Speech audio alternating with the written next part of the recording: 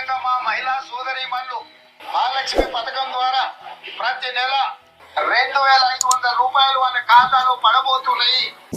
నీ నానమ్మ కలిపితే 7,500 రూపాయలు అవుతాయి.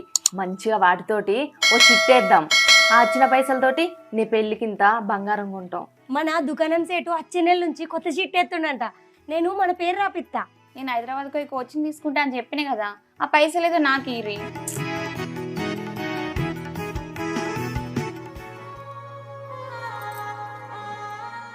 ఎప్పటిగా ఫోన్ చూసుకుంటూనే ఉంటావా?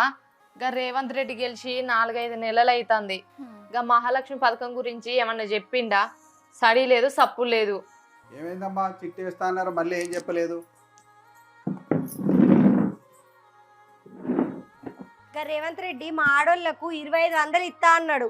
గది నమ్మి మేము మీ దగ్గర చిట్టెత్తా అని వచ్చినాం. ఇప్పుడు గెలిచి 5 నెలలే, ఇంతవరకు ₹1 లేదు. గా మనిషిని నమ్ముతారా?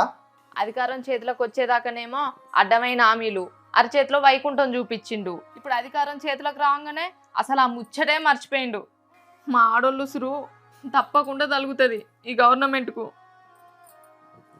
ఊకో అమ్మా, ఏడవకు. వచ్చే పార్లమెంట్ ఎన్నికలలో మనం కారు గుర్తుకే ఓటేద్దాం. కేసీఆర్ సార్కి హిమ్మతి ఇద్దాం.